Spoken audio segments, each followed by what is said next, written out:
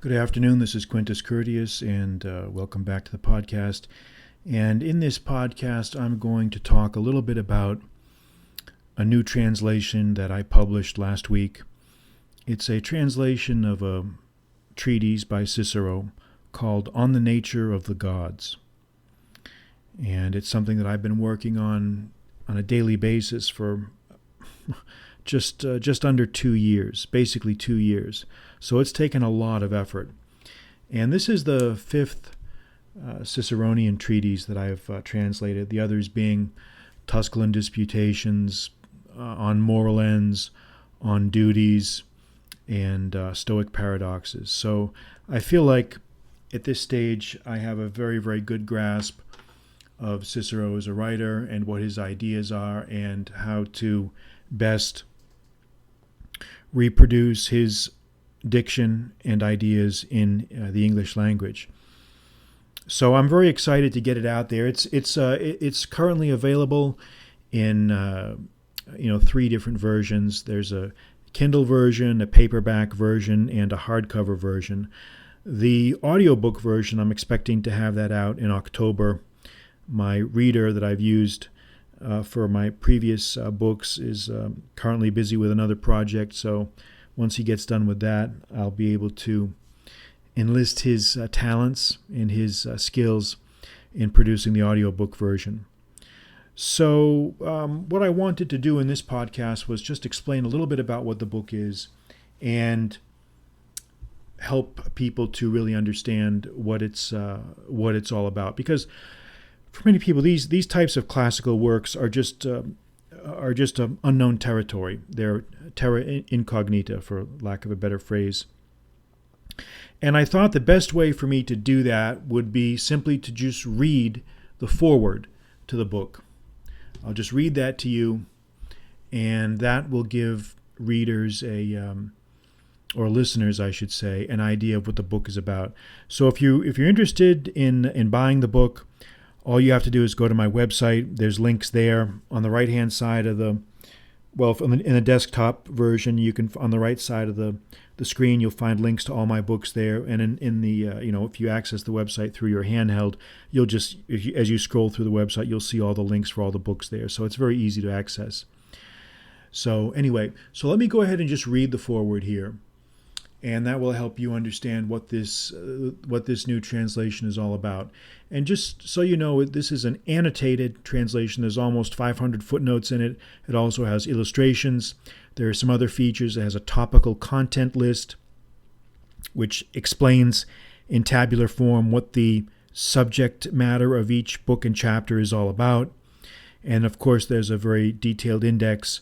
So I really feel like this is an edition of, a translation of On the Nature of the Gods that I think is ideally suited for the motivated general reader or the dedicated homeschooler who is interested in exploring these areas of philosophy or theology.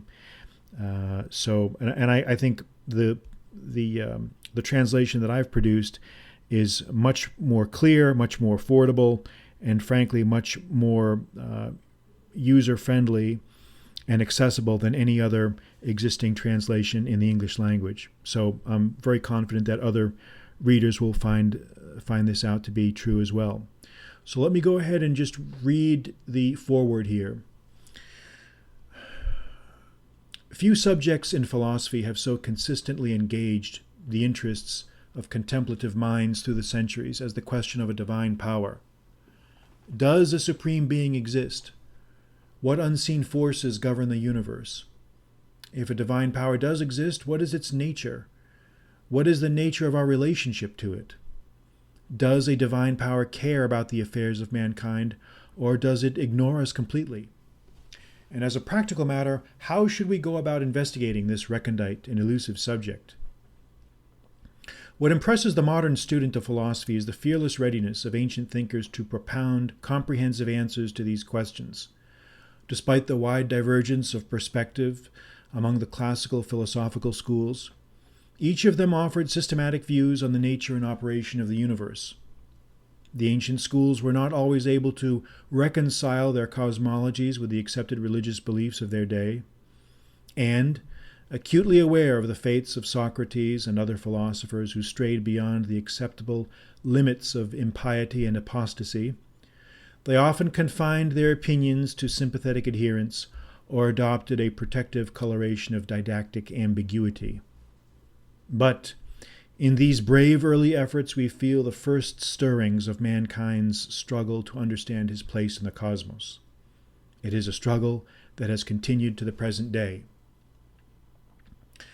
Cicero's On the Nature of the Gods, De Natura Deorum, is the fullest comparative study of ancient theology that has come down to us. Most of the sources that Cicero mentions in his treatise, and as the reader will see, there are many of them, have not survived the ravages of time. The works of Epicurus, Zeno, Cleanthes, Posidonius, Xenophanes, Anaxagoras, Pythagoras, Heraclitus, Democritus, and Clitomachus, to name only a few, are known to us only as tantalizing fragments, if at all. Yet Cicero's work has survived. This fact alone assures the work a prominent place in the history of philosophy. But as we will discuss in the introduction, On the Nature of the Gods is a crucial document not simply because it preserved the ideas of some Greek philosophers who predated Cicero. It is an original and profound work in its own right, and is fit to stand alongside the great classics of Western philosophical thought.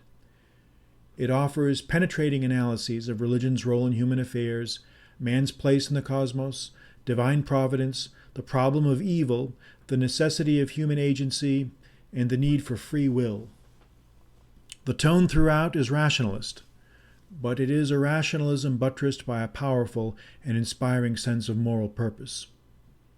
It was not without reason that Voltaire, in his philosophical dictionary, identified On the Nature of the Gods, together with Cicero's Tusculan Disputations, as, quote, the two noblest works that were ever written by mere human wisdom.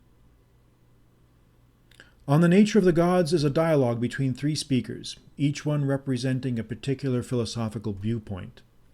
The 3 books of the treatise comprise 4 general subjects. 1, a review of the opinions of some important early philosophers and the basic ideas of the Epicurean and Stoic systems. 2, an explanation of the Epicurean position on the nature of the gods. 3, an explanation of the Stoic position on the subject.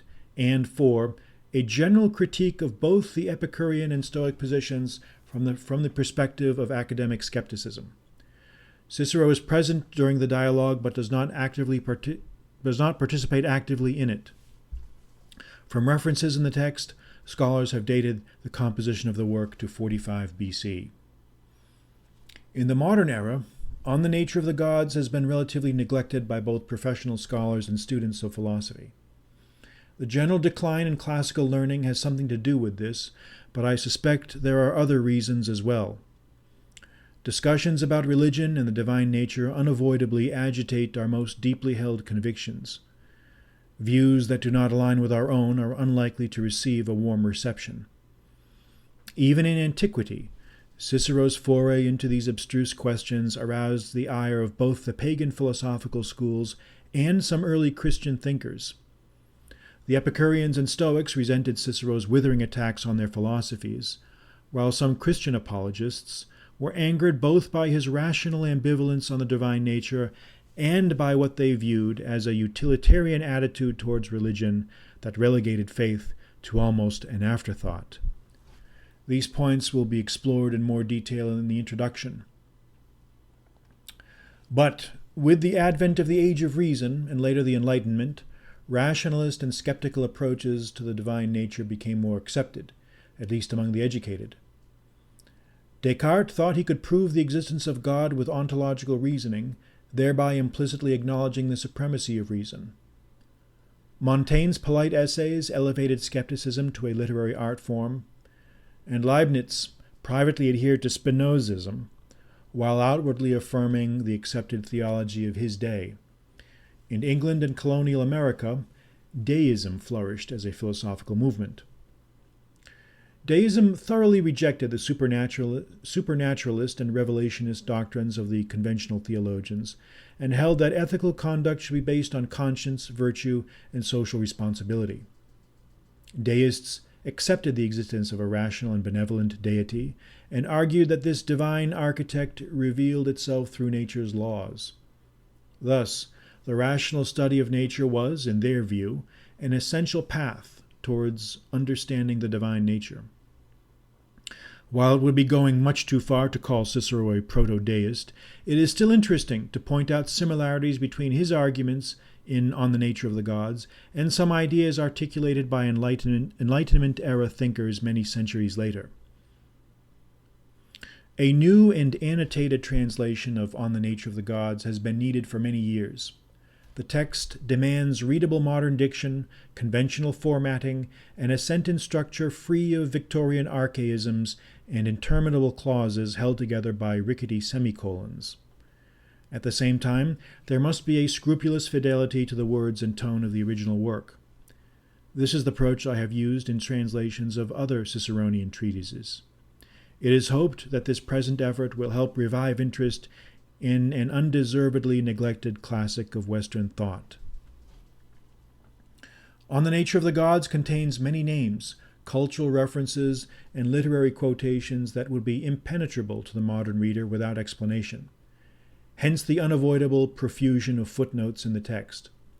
I have also found it necessary to include a general list of topics arranged by book and chapter. This feature, together with the index, may assist the reader in quickly locating a desired subject. The Latin text used for this translation was that of Stickney, Austin, editor, M. Tullii Ciceronis de Naturo Deorum, Libri 3, Boston, Ginn & Company, 1890. The text is generally clear, although significant lacunae exist in the third book. The cover design was created by James Seehafer, whose artistic talents I have relied on for many years.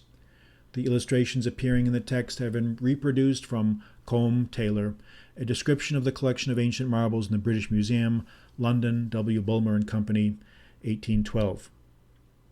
Modern studies of On the Nature of the Gods are sparse, and where they do exist, they are addressed to the specialist. Students desiring a full critical apparatus of the Latin text may benefit from consulting Carlo Giambelli's 2-volume M. Tullio Cicerone, I 3 libri de Naturo Deorum, Roma, Ermanno Loscher, 1896. I believe On the Nature of the Gods would be embraced by the modern reader if its treasures were more widely known, and existed in a form accessible, convenient, and affordable to students of philosophy and theology. Cicero intended his philosophical works to be read and enjoyed not by professional philosophers, but by the Roman public.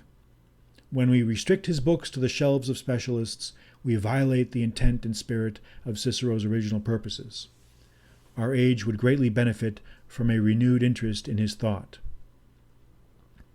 I owe a debt of gratitude to the readers of my earlier translations for their valued suggestions and comments. Julko Ivic offered many morale-sustaining opinions during the 2 years of labor on the present project. While every scholar must bear his own burdens unassisted, he invariably benefits from advice on how to adjust his pack along the road. I would finally like to express my special appreciation to Dr. Michael Fontaine of Cornell University for his unwavering support, encouragement, and cherished sense of humor. The fraternity of scholarship could not ask for a worthier brother. Quintus Curtius, George Thomas, Overland Park, Kansas, August 2023. So that's the foreword, folks, that I've just read, and I hope you will consider taking a look at the translation, and I hope you find it an enjoyable and enlightening experience. And just a few words of advice on how to read books like this. Classical literature is often, well, not often, is invariably much more dense and much more attention requiring than many modern publications.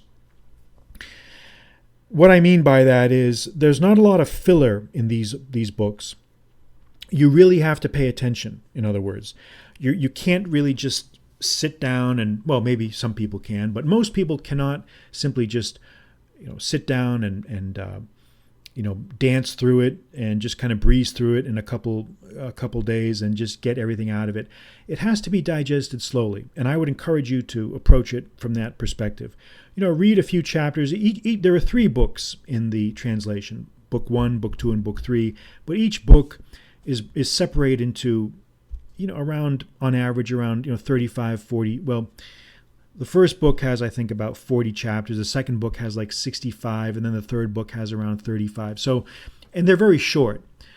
But what you can do is you can maybe read 3 or 4 or 5 chapters in small sittings. That way your brain has time to digest it. And I would encourage you to read the introduction carefully before commencing the actual work itself, just so you have an idea of what to expect. I have summaries of the different books' contents in the introduction and some other insights into the content. So it may be worth, well, not maybe worth, but it is worth reading the introduction carefully before undertaking the reading proper of the text itself. So just a few thoughts there. And if anyone has any questions, obviously I can be contacted through the website or through the email address, qcourteous@gmail.com. Be happy to answer any questions.